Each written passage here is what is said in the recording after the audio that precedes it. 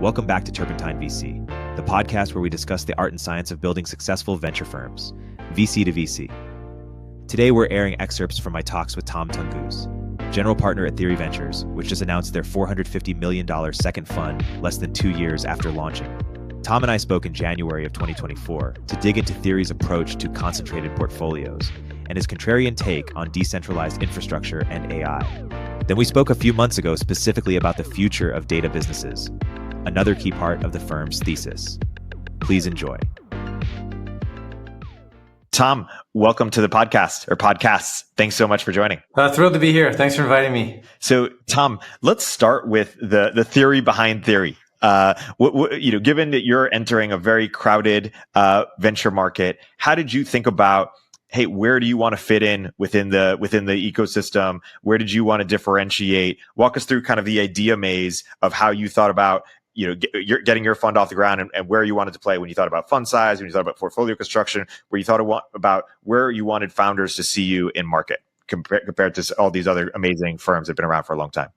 Yeah, great question. I mean, there are a lot of wonderful firms out there. The way that we think about ourselves is we initially started by using math to create portfolio construction. And so we started running Monte Carlo analysis on historical venture returns to come up with basically a thesis-driven, highly concentrated portfolio where we research spaces for long periods of time, try to understand the entire landscape, and then invest at the early stage and continue to invest as companies grow.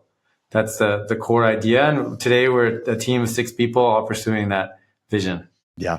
And you have unique insights on portfolio construction in terms of you want it to be more concentrated, higher ownership.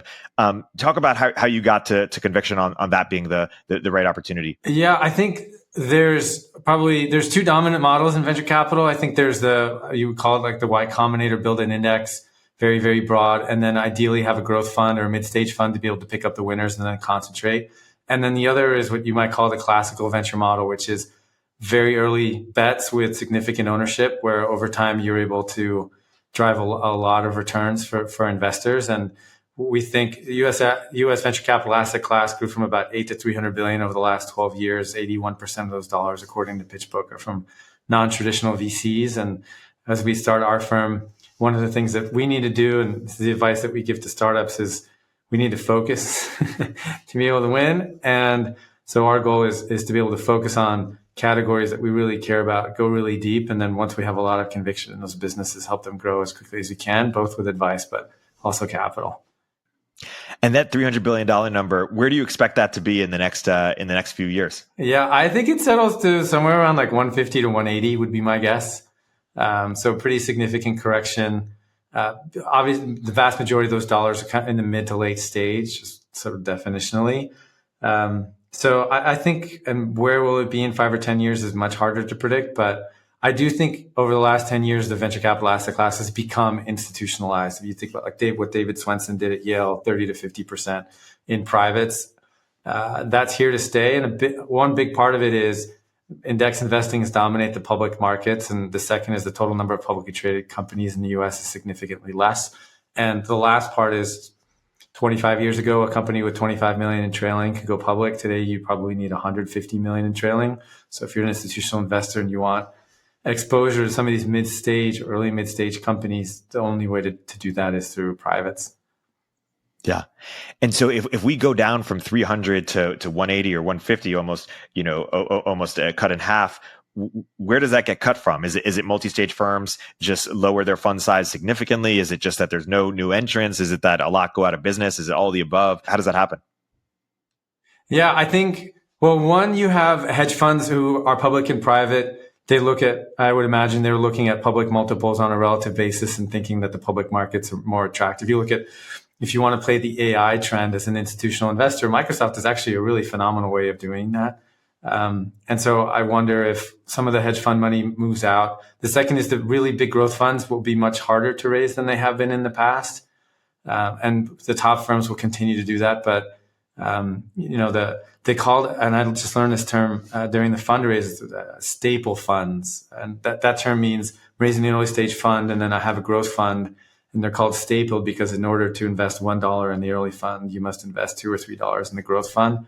I think that dynamic may change. And so I think you'll see a lot less later stage capital for this reason.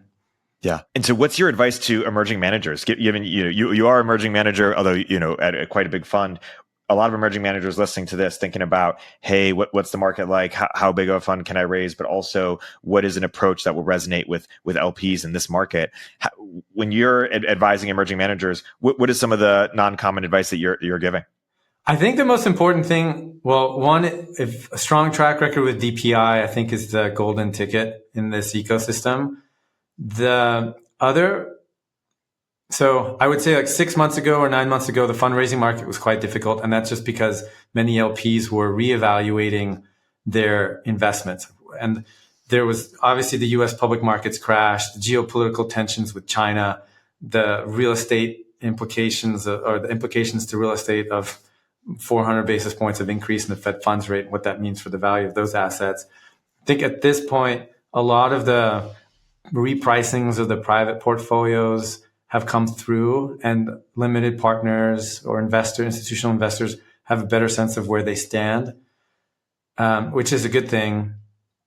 I think what I've been hearing from the institutional investor base is that smaller funds is where many institutional investors would like to be because the multiples are higher.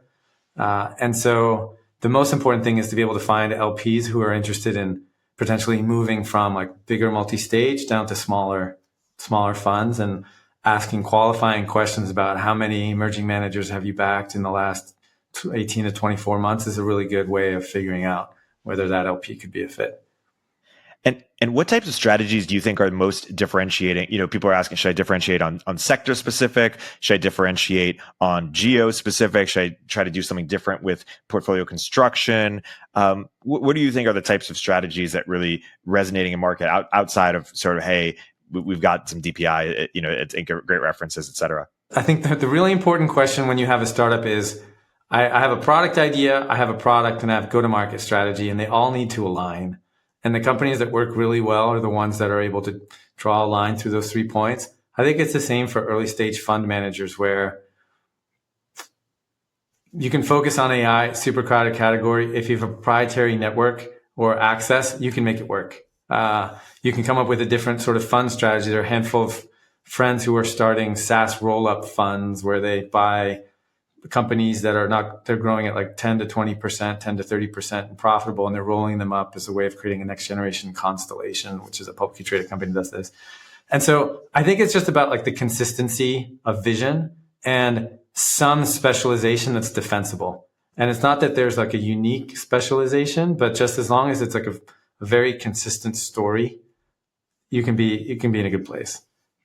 Totally. I want to transition a little bit into, you mentioned AI earlier and how Microsoft could play. How are you approaching AI as a venture capitalist in terms of where do you think are opportunities uniquely suited for venture investors to play and invest and make money from?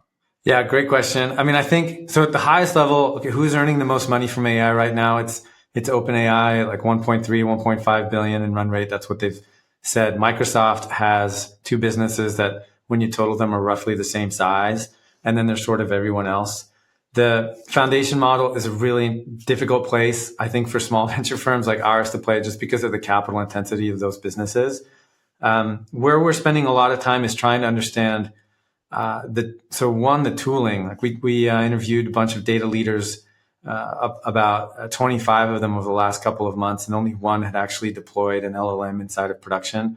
And the major challenge there is just understanding the risks associated with moving data into and out of LLMs and containing it. So one of our themes is just enterprise readiness around large language models. If you're a Goldman Sachs, if you're a Fidelity, if you're a Nike, how do you become comfortable with these kinds of issues? I went to dinner with a friend yesterday who works at a publicly traded company, and she raised this issue around terms and conditions, or who has what indemnification exists if I'm using an image generation software. And so there's just a lot of these questions that have yet to be asked and answered around the use of LLM. So we're spending a lot of time around the developer tooling, the infrastructure. And then the second part is at the application layer. So it's clear you can't beat Salesforce with an LLM enabled CRM. You can't beat Zendesk with an LLM enabled customer support tool. And our current working hypothesis is that there's an opportunity to redefine categories. So there's a CRM category and there's a marketing category. And those have been sort of etched into the fabric of how we sell and build and buy software. And we're starting to wonder whether, these large language models, you can use English as an API. You can write something and it'll translate it to what a computer understands and bring you the data back. Well, what if you could combine CRM and a marketing software in one, or the entire go-to-market functions in a single stack? What would that look like? So that's a theme that we're currently researching, is how do you redefine the way that people think about these categories? That's a helpful overview. Hey, we'll continue our interview in a moment after a word from our sponsors. Our sponsor for today's episode is Carta, the end-to-end accounting platform that's purpose-built to power the strategic impact of the fund CFO. For the first time ever, private fund operators can now leverage their very own bespoke software that's designed from the ground up to bring their whole portfolio together, enabling formations, transactions, and distributions to flow seamlessly and accurately. The end result? A remarkably fast and precise platform that empowers better strategic decision-making and delivers transformational insights on demand, timely K1s, holistic fund performance data, and so much more. Come see the new standard in private fund management at carta.com/investors. That's carta.com/investors. How deep do you go to seek out an answer to a question? Maybe you've spent hours clicking the source links on an obscure Wikipedia page. Or maybe you're even the type of person who checked out the entire shelf on the topic at your library. If you're nodding along, then check out GiveWell, an organization that researches questions about global health and philanthropy, even if a satisfying answer might require years of reviewing studies, talking to experts, and over 300 footnotes. GiveWell has now spent over 17 years researching charitable organizations and only directs funding to a few of the highest impact opportunities they've found. Over 125,000 donors have used GiveWell to donate more than $2 billion. Rigorous evidence suggests that these donations will save over 200,000 lives and improve the lives of millions more. GiveWell wants as many donors as possible to make informed decisions about high-impact giving. You can find all of their research and recommendations on their site for free. You can make tax-deductible donations to their recommended funds or charities, and GiveWell doesn't take a cut. If you've never used GiveWell to donate, you can have your donation matched up to $100 before the end of the year, or as long as matching funds last. To claim your match, go to givewell.org and pick podcast and enter Econ 102 with Noah Smith and Eric Torenberg at checkout. Make sure they know that you heard about GiveWell from Econ 102 with Noah Smith and Eric Torenberg to get your donation matched. Again, that's givewell.org to donate or find out more. What are other areas that you're particularly interested in investing in, or sort of where you think there's lots of opportunities for startups? You'd like to see more startups pursue companies in this area, or companies of this type? Yeah, we're keen on the modern data stack. So if you look at the vendor Q3 data, BI databases, that's a single fastest growing category for spend. The second is security. And so we spend a lot of time in the modern data stack, next generation databases, streaming, that kind of thing. And then the last is blockchains as databases. So we look at Ethereum. It's worth about 250 billion, fastest growing database company of all time, worth 5 snowflakes put together. And one of our long-term theses is that many future software products will be built with Web3 components embedded inside of them. And so those are the 3 areas where we spend time, in addition to AI. It's contrarian to be thinking about blockchain applications in 2024. It is. I mean, I think we've gone through this bear market, and it's been a really healthy development, because what we would have called like the projects of the 2020 and 2021 era, where a pitch deck didn't have any notion of like revenue or cost of customer acquisition or any of the unit economics of a business. Now that's changing. Many Web3 companies, and I think it's a very healthy development, are now starting to think about what kind of businesses can we build? Which buyers do we sell to? How do we package up the core technologies that are fundamental innovations and really meaningful, and solve an end user problem that doesn't have to do with a stablecoin movement or decentralized finance, but is solving like a real enterprise need. Yeah, that's well said. You gave a talk at AngelList Confidential a year ago, where you kind of talked about some of the biggest data trends of the year in the space. If you were giving that same talk this year, and it just happened, so maybe you did give that talk, what would be some of the biggest points that you would emphasize in that talk today?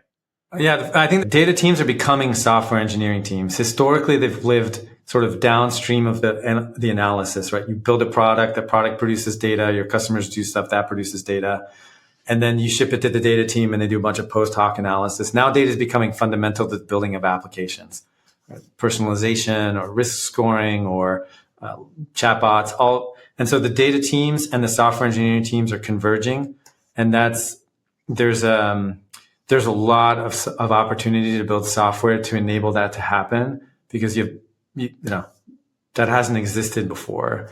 The second one are the applications of machine learning within data. So there's two big problems with these large language models that are relevant to data. The first is they're non-deterministic. That's a fancy word that means if I ask it the same question twice, it will give me two different answers, which is really hard. If you're the CEO of a business and you ask a BI system, what is my revenue by region for a particular product, it will give you one answer. But if you ask it, what is my revenue by region and product, and then if I flip it and if I say, what is the revenue by product and region, I'll get two different answers. That's a big problem for data. And then the second is the hallucinations. So I think there's a significant amount of opportunity to solve those problems, and then also bring more sophisticated data analysis to people who may not speak SQL. Like text to SQL is a huge movement, and many companies are spending a lot of time. And then the last is what I would call the small data movement. So the laptop that is in front of me today is more powerful than the server, the third most powerful server that Snowflake used to build Snowflake in 2012. So I can manage exactly the same volumes of data on this MacBook as Snowflake could in that era. And so there's this big drive now to take advantage of the fact that I can develop locally, I can process huge reams of data. I'm running some large language models on these machines. And as a way of both reducing cost and improving the developer experience for people manipulating data, you have next generation databases that operate and data analysis systems that operate and take advantage of the fact that I have this incredibly beefy machine at home. Those would be the top three. Well said. Talk a little bit about how LPs think about different venture firms, right? Because when Andreessen pitches an LP, it's different than when first round pitches an LP, right? And so why don't you explain a little bit the land of LPs and the different kinds of LP products that are better suited for in terms of matches between VCs and LPs? Why don't you give a little bit of a lay of the land there? Okay, great. So let's talk about the universe of LPs, and then let's talk about the financial products that venture capitalists offer to LPs. So let's cut it up in that way. There are many different kinds of LPs, right? There are individuals, family offices, then there's endowments and foundations, fund of funds, and then like pension plans and healthcare plans. And each one of those has a different investment mandate. Endowments and foundations are typically much more focused on privates because of Swenson's influence. And then others, and what I mean by that is like 30 to 40% of assets, maybe sometimes more, will be in private. So about 80% of that will be in private equity and buyout, and then single digit percent will be in venture capital. And then a lot of LPs might have 1 or 2% in venture capital total. And the way they think about it is, if you're a diversified LP, you have public equities positions with like hedge funds, and you might have index funds. And that's a big chunk. That's probably 40% of your book. And that is super liquid. And it's meant to drive an S&P or marginally better than an S&P like return. And then you have private equity and buyout, which is meant to drive something like call it 15 to 18% IRR. And then you have venture capital, which is the most expensive, longest duration, least liquid asset class, which is a small percentage of portfolio, but is meant to drive a lot of alpha. That's typically the way that LPs think about it. And that's because we raise funds for 10 years with like 2 1-year extensions is pretty typical, although some firms are raising with 15 years. So that's the way that they kind of see the whole universe. This kind of dawned on me during our fundraising, where when a startup raises, it raises a seed and then an A and then a B and then a C and then a D. And the return expectations for each round change, right? If you invested a seed, you might expect like 100x or 1,000x in the case of a really successful company. And at the A, your multiple is less because maybe you're expecting like a 20x. And then at the Series B, maybe you're expecting like a 5x. And the Series C, you're expecting a 2x and a 3x. And it asymptotes as you approach the IPO. It's the same for venture firms, right? So the way that LPs look at an emerging fund or a first-time fund is, on average, first-time funds tend to produce, when they're successful, much higher multiples. And so that's a seed round. And then a second fund vintage typically is a little bit bigger. And so that's the A. And then the third one is the B. And then by the time you get to be a multi-stage, multi-platform fund where you're offering 17 different products to LPs, that's like an IPO stage, public company stage return profile. And so that's my mental model for it. If you were explaining kind of like what you think would happen to multi-stages over the next decade, what do you think would happen? Or I should say, firms that have agglomerated or accumulated a lot of AUM and are, investing across every stage. Do you think that those firms continue the same strategy? Do you think that they change their strategies? What advice might you give them, or what would you do if you were those firms and sitting on a ton of capital right now, but knowing that the overall capital set will decrease over time? I think the larger you are, the greater the likelihood you remain in the ecosystem. And that's just because as an LP, if I've decided to invest 250 million or 500 million with you, that's a 20 or a 30-year commitment. And unless something goes seriously wrong, I will probably keep that commitment or increase it with inflation or even more. And so the way that I think about, like, if you're a multi-stage, multi-strategy asset, you're an asset manager, and the goal there is the firm has built a fundraising brand with both LPs and startups that allows it to hire people. And when those people come in, the brand in the calling card produces high response rates from customers on both sides, both the institutional investors and the startups. And the goal is to drive consistency in performance. That's the ultimate goal. It's trying to get to, and some people might disagree, but it's trying to get to the beta of the asset class for larger and larger dollar sizes. It's trying to sustain, okay, an LP puts in 250 million, 500 million, $1 billion. What is a top quartile return for the asset class? Great. Can I have that in a really, really large check size? That's the product that's being offered. And the way that it's done is across all these different strategies. So I think those, the multi-stage, multi-asset firms, they will continue to exist. I would argue that they would thrive. There are a lot of parallels between what's happening in the venture capital industry and what happened to private equity. So the original buyouts happened in the 1970s when KKR spun out, I think, of Bear Stearns. And for about 20 years, it was a very, very small cottage industry. And then in the 80s, it was Milken and the junk bond market that really blew the private equity market up. And they went from single strategy firms to multiple strategy firms. Now KKR, huge asset manager, many of them are publicly traded. And I think that evolution 40 years later is exactly what's happening in venture. So do you think that these firms will be publicly traded, or that some of them may? I think some of them, yeah, absolutely. I mean, you have like Iconic has gone from 0 to 75 billion in AUM in 10 years. Andreessen, I think the last time I looked was like 0 to 35 billion in a similar time frame. And there are publicly traded asset managers that are at that scale. So I think it's a firm by firm decision. I don't know anything about anybody's particular strategy, but there's no reason why they shouldn't or couldn't be publicly traded.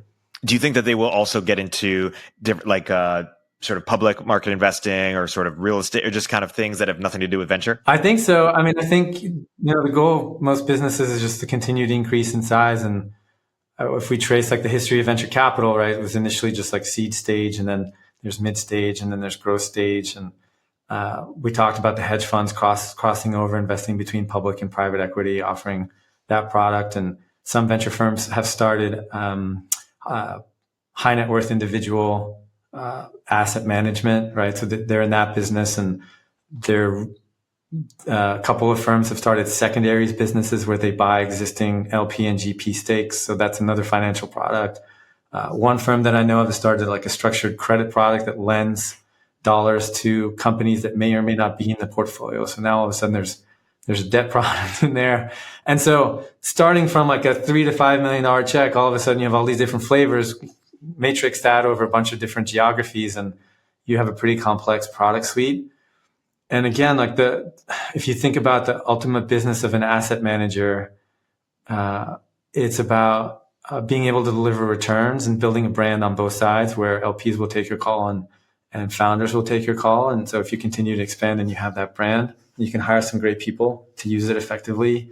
It's kind of your, it's your motivation, right? Where capitalist is in the job title. So I think that's where we end up.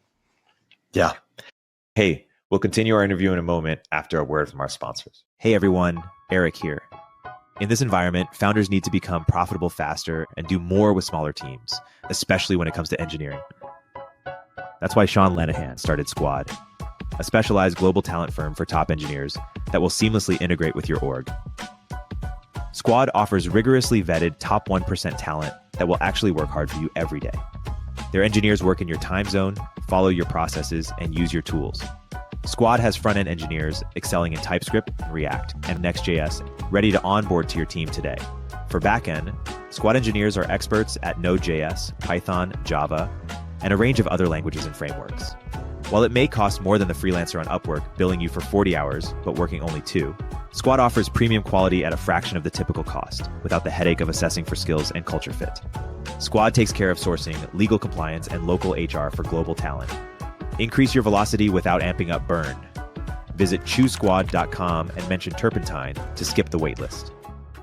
You're bearish on sort of the economy in the short to medium term. If I recall, you think there was a bit of an overcorrection, and as a result, I think you believe that rates will be, if not high, not super low, certainly not what they have been the past decade.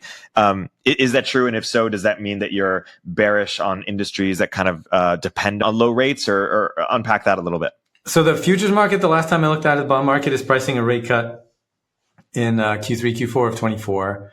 The dynamic is there's a convexity to the curve. So cutting 1 percentage point from 5.5 to 4.5, yes, it's 1 percentage point cut and it has some impact, but cutting it from 2 to 1 has much more impact on what happens in the economy.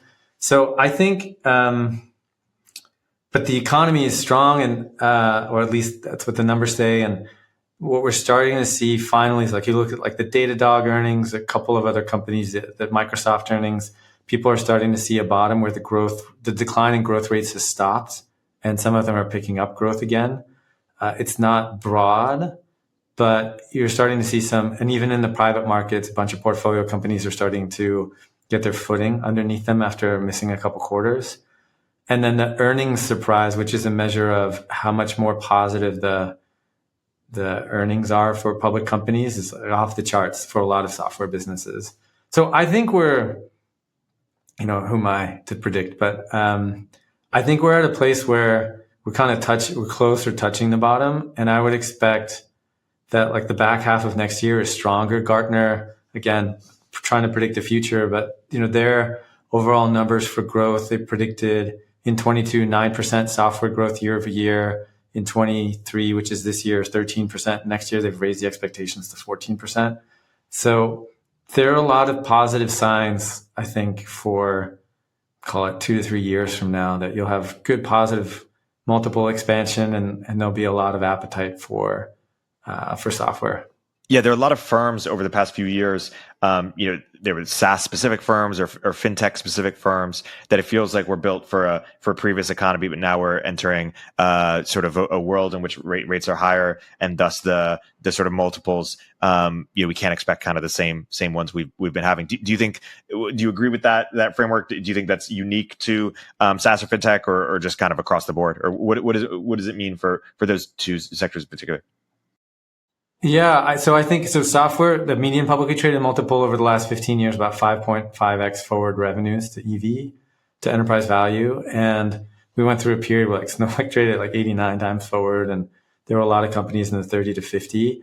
I think base case for a fast growing company, you're looking at a multiple of something like 8 to 15, depending on how hot the market perceives it. And we need to underwrite those investment cases to those multiples. And that's the way that it was for a really long time before we went into the zero interest rate environment. So what does that mean? Well, it means the cost of capital is significantly higher than it was. And there was a study on the cost of customer acquisition for software companies where over the last 5 years, it's increased 60% during that time. Well, so what does that mean? Well, in a zero interest rate environment, it's fine because you can raise 60% more dollars and you can grow at the same rate. you just pay the market fee for a new user or new customer. But in an environment where the capital is more expensive, that means that startups, they either need to give up more of their cap table to be able to grow at the same rate, or they must evolve to find a less expensive way of growing. And so I think the major driver, the major change in software will be, what are the new go-to-market strategies that are much more capital efficient? And like open source was one for a while, product-led growth was one for a while. There are these iterations, there are platform shifts, mobile acquisition was the third.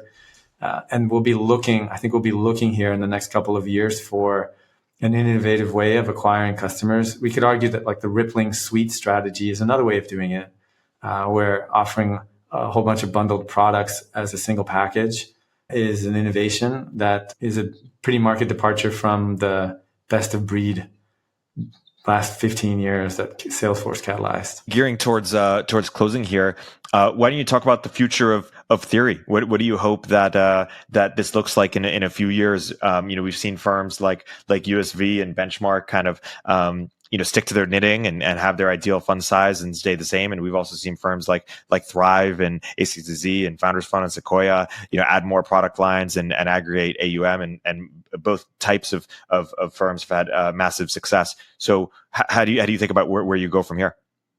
For sure. We have a multi-decade strategy document that everybody who joins the firm reads. And I think that for the first, McKinsey has 3 horizons. Our first horizon is we need to prove, one, that we can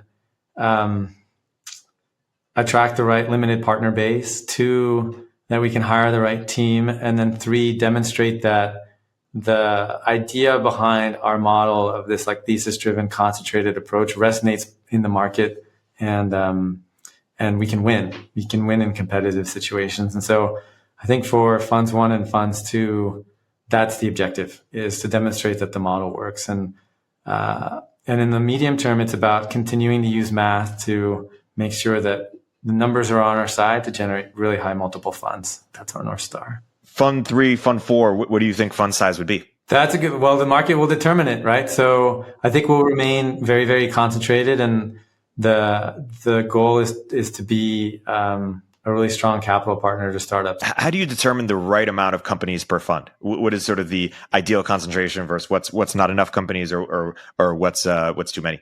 Yeah, well, so from an LP's point of view, they're already so massively diversified that I think many of them prefer highly concentrated funds, because if a company works within a fund, they really wanted to move that part of their portfolio. And so ideally, they'd be much more concentrated. From the GP's perspective, the more concentrated a firm is, the greater the risk that we take as on the capital, with our commitment. But our goal is to be on the much more concentrated side. And that's, if you think about it, like a power law, we all know that shape. The median and the average of a power law are 0. So the more diversified a portfolio becomes, the harder it is to generate a high multiple fund. And we want as much of our capital as close to the y-axis as possible. So the longer term strategy is to continue to create funds that allow us to do that. Later in our conversation, we shifted to discussing the future of data businesses, starting with Tom's experience with Databricks. So we're going to cover Databricks. Let's start with your journey with Databricks. And when did you think, hey, this is going to be a pretty spectacular company? I remember meeting Ali, and he's a force of nature.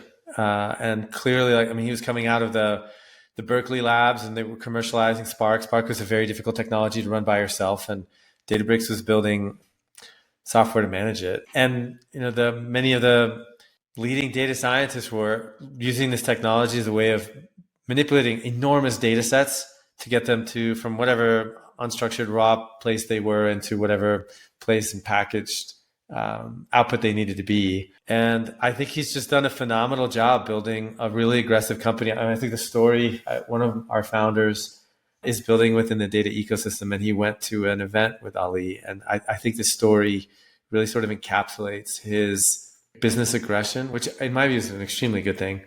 He said, he got on stage talking to all these different startups, and he said, we would love to partner with you, and we will be competing with you. So if you win, great, we'll work with you. And if we win, well, we win. I don't know if it's exactly what he said, but that was his sentiment, which is, this is This is an open, competitive playing field. We are playing to win. Let's be aggressive. Yeah. And talk about the company itself. What do you think was sort of the insight, or what do you think about like what makes Databricks so special, or what makes it work, or and situate it within the larger kind of context of the market? Yeah, great question. Okay, so let's say you're building within the data ecosystem. The classic data infrastructure has been, the output has been BI, right? Business intelligence. The CEO wants a dashboard of how many widgets am I selling per region per month. And the way that that's built is there are transactional systems. So let's say you have like a point of sale system that measures how many widgets you sell. That data is moved from the point of sale database, which is called the transactional database, using ETL. It's basically just extraction, transformation, and loading pipes like Fivetran, into a cloud data warehouse like a Snowflake. It's then in Snowflake, it's manipulated, reconfigured, and then goes into a dashboard. That's what we would call sort of the modern data stack. And that works really well for relatively small data volumes. And it works really well for structured data, numbers, things that you would find in an Excel spreadsheet. There's this entire other world of what's called unstructured data, which are things like raw text or video or images, and even really, really large files, where that doesn't work because it's really expensive. And because they're so large, the latency doesn't matter so much. You may not need down to the second latency. And so what you want are bigger systems that are burlier, that can handle much larger data volumes and can parallelize them and manage them over large numbers of servers. And before the world of Databricks, there was a technology that was called MapReduce that Google had built that did this, and which became commercialized in Hadoop in the form of Cloudera and Hortonworks and MapR. Those were the three companies that were sort of building this technology. And the way that it's been described to me as sort of the most tangible difference between these two technologies is Snowflake is really to deal with like data frames. And then what the Hadoop vendors, those were built by people who were file systems people. In other words, like how do I manage logs files or video files? And even when I was at Google, I was trying to play around with MapReduce, and I had a really hard time. It was very difficult for me to understand, how do I set up a map? And the reason it's called MapReduce is like a map. This is how all these fields map together. And then here are how all the files kind of compute and go out and get you to a reduction, which is that particular nomenclature for an output. And so what Spark said is, okay, file system people built this really sophisticated thing that can manage unstructured data and process it. But a lot of data people are having a hard time. So why don't we build this really sophisticated pipelining infrastructure at scale in a way that data people can understand? And so that's a very simple sort of reductionist view of why Databricks has had so much success, is because data people now can take advantage of absolutely massive computing resources to build these data pipelines. So what are some of the applications of a big unstructured data pipeline? Let's say you want to train a machine learning algorithm to identify license plates on at the scale of New York City Police Department. Well, you use Spark. You'll use Databricks' core open source technology, and you'll piece together a constellation of different open source projects that take those video files, put them into a folder, effectively process them with code, and then spit out an output. And a lot of the times that output is just either refined files, but now you're seeing Databricks actually starting to compete with Snowflake. You can look at the data warehousing revenue has 4x'd in the last year. It's gone from about 100 million to 400 million in a single year.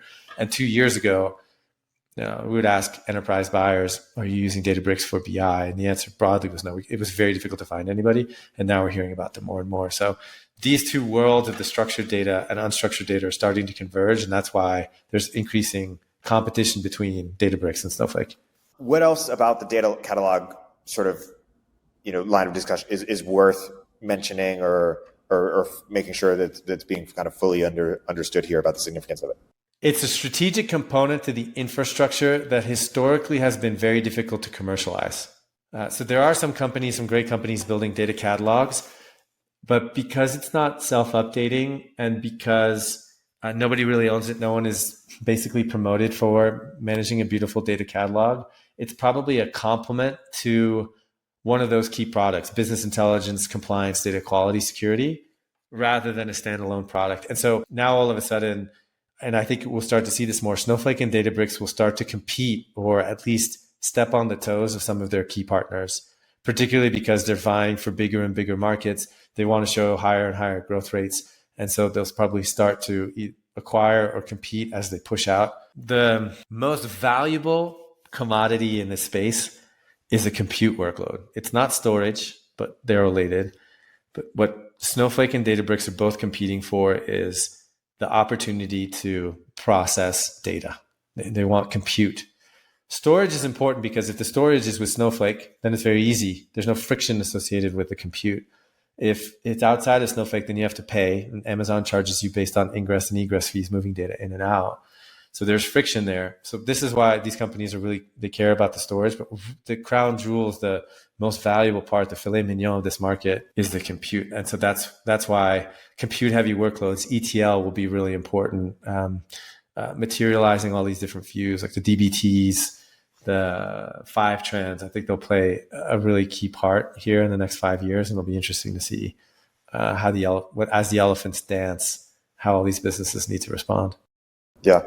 And can you explain those businesses as well? You mentioned DBT, Fivetran. Can you give a little bit of insight into those businesses you just mentioned and how they work? Sure. Yeah. So let's go back to the point of sale. So you and I started a business, we're selling widgets. All the data is stored within the point of sale, like a Square or whatever. And we need to move that data into Snowflake. And so we need a connector from Square into Snowflake, and then a pipeline, some computers that calculate, make sure the data is correct. If the connection drops, retry. That's Fivetran. And this is super high level. And then once it's in the database, it will be in one particular format. But let's say I need to change it in a particular format. So let's say the transactions are listed by microsecond, and I really want to see them aggregated by the month. Well, you need to transform the data. How do you do that in an intelligent way? There's a technology that's called DBT. Looker had a technology called LookML that does this too. So you can create metrics, define them once, and then reuse them in multiple places. So Fivetran are the pipes that move the data, and then DBT is once it's gotten to its particular place, how do you reconfigure the data to be in the format that you want for the right output? Do you have a request for startups along these lines? Like, has everything kind of been picked over, or where are No, we? I think, well, a lot is changing within the sort of the modern data stack. A lot is changing when you have lots of AI-enabled BI companies that allow you to ask questions of a BI system. And I think that there's definitely a role for that. I think what will happen is you'll see a pretty significant wave of consolidation here over the next 2 years. And once the dust settles, then it will be easier to pick your spots. But right now, it's tough. And one of the reasons is the modern data stack has been very heavily financed, particularly through 21 through 23. And there has not been a lot of consolidation, aside from the very, very largest players. That's really interesting. How much as an investor are you sort of like, hey, there's this great opportunity, like tops down versus bottoms up of like, I think this thing should exist. Let me go look at everyone who wants to do something here or is doing something here versus just kind of like responding to the like, yeah, how are you're sort of what you're looking for evolving over time? Well, we're extremely thematic. And so we'll spend lots of time researching spaces, trying to find what's the angle, where's there a pain point, where's there a top 3 priority that's meaningfully underserved. And so we've been spending time in the modern data stack. The thing that we hear from buyers is, one, don't sell me another tool. I don't need another tool. The second is cost reduction is really important. And then the third is either my board or my CEO is really pressing me for an AI strategy.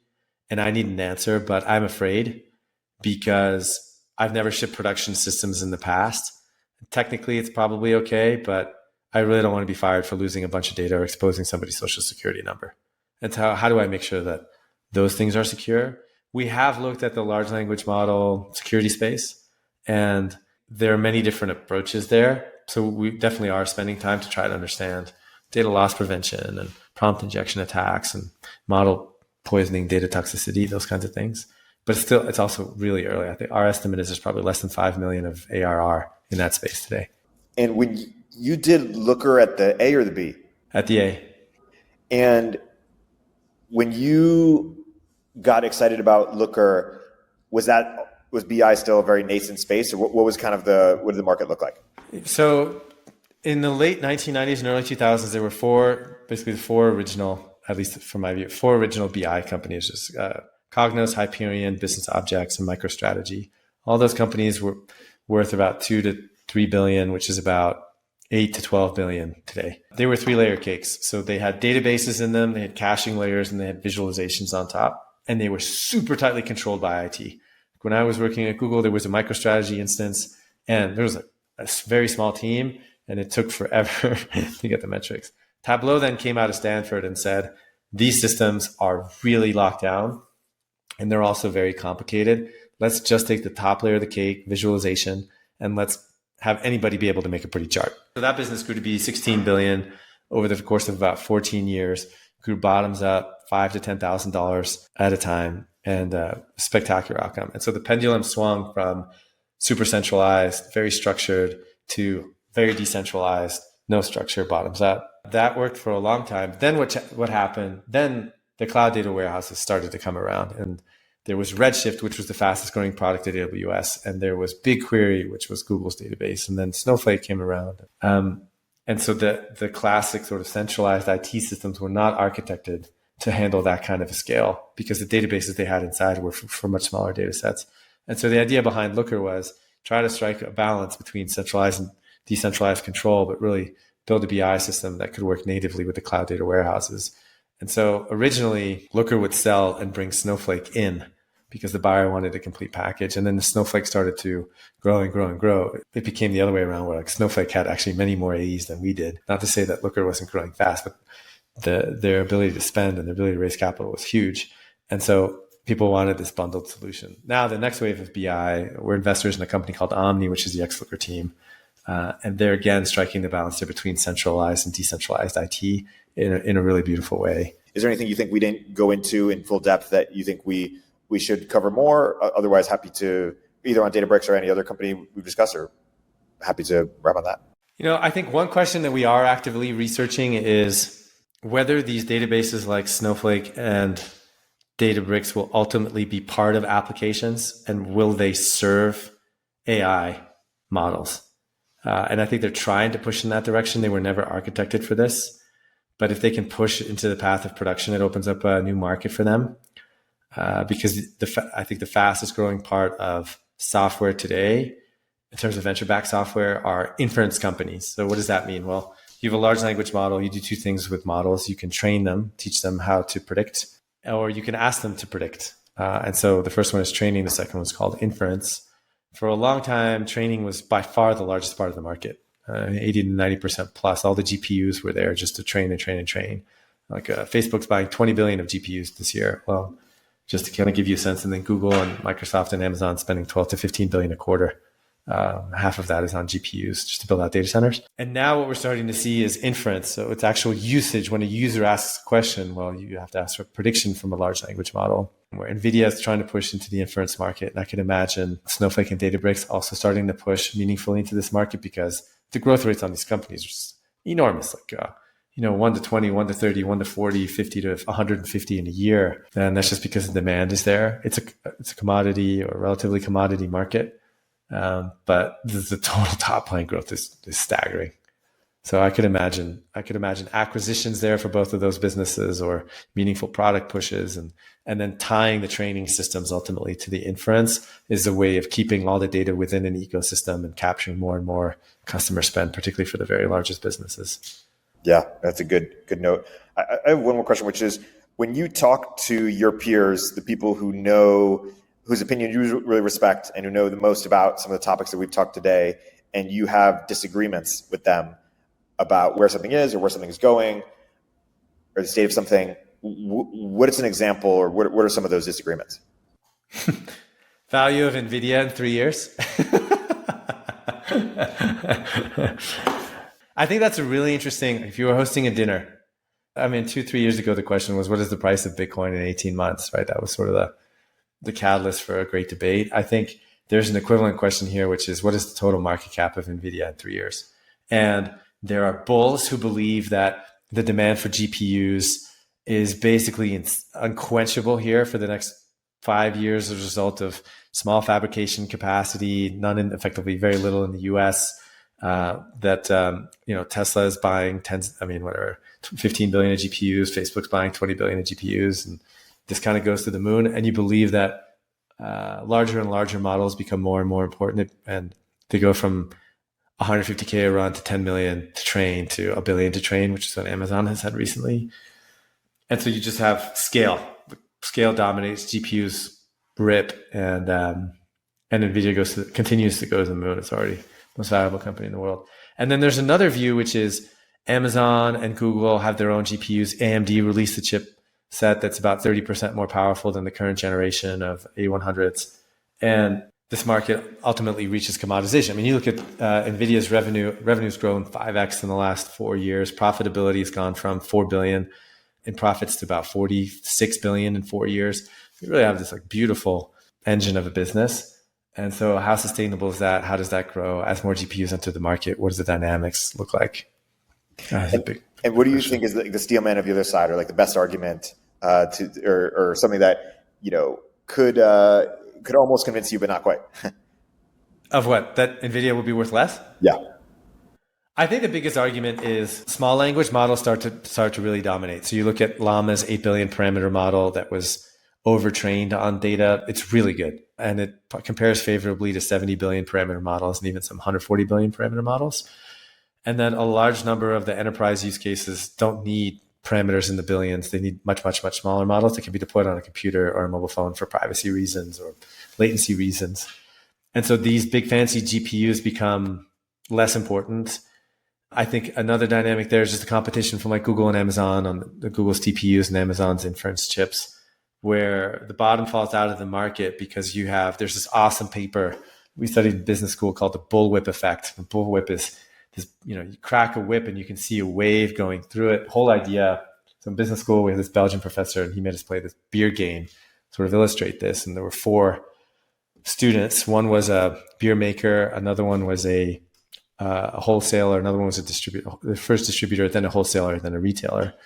And the professor would modify the demand just a little bit at the retail level, just like 1 or 2 units a week.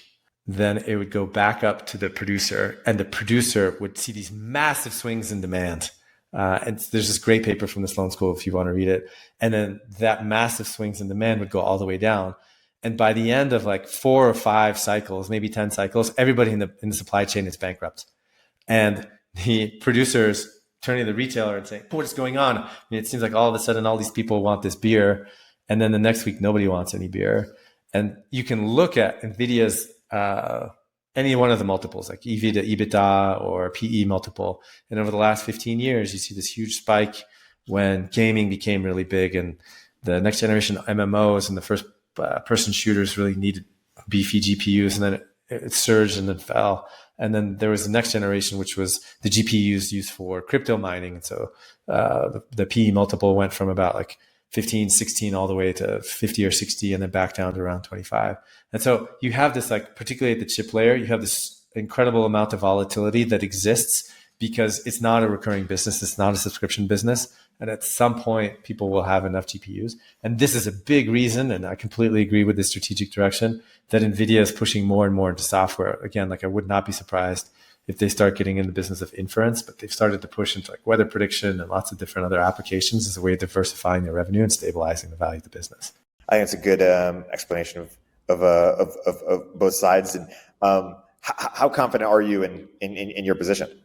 I don't know how to answer that. I mean, I think it depends over what time frame. I was looking at leaps, which are long dated options for NVIDIA. So I think this is the question of the day, which is how long does this GPU demand last? And I don't know if I could answer that for you. So 50-50, coin flip. Yeah. Makes sense. So let's wrap on that. For people who want to go deeper on your work, if they enjoyed the conversation here, I want to point them to your blog, to your Twitter, any other plugs that people should know about listening? No, there's 3 places. There's tomtunguz.com, there's Twitter @ttunguz, and then there's the LinkedIn. So you can find the content there as well. Cool. Awesome. Well, Tom, thanks so much for coming on the podcast, and until next time. Thanks for having me, Eric. Such a pleasure. Talk to you soon. Turpentine VC is a podcast from Turpentine, the network behind Moment of Zen and Econ 102. If you liked the episode, please leave a review in the Apple Store or rate us on Spotify.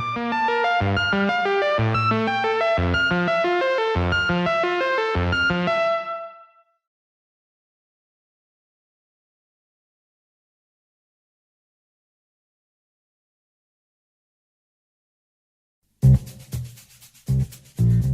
everyone, Eric here. At Turpentine, we're building the first media outlet for tech people by tech people. We're the network behind the show you're listening to right now. We have a slate of hit shows across a range of topics and industries, from our AI and investing cluster of podcasts to shows that drive the conversation in tech with the most interesting thinkers, founders, investors, and influencers, like Econ 102 with Noah Smith. We're launching new shows every week, and we're looking for industry-leading sponsors. If you think that might be you and your company, email me at ericaturpentine.co. That's ERIK at turpentine.co, and let's partner together.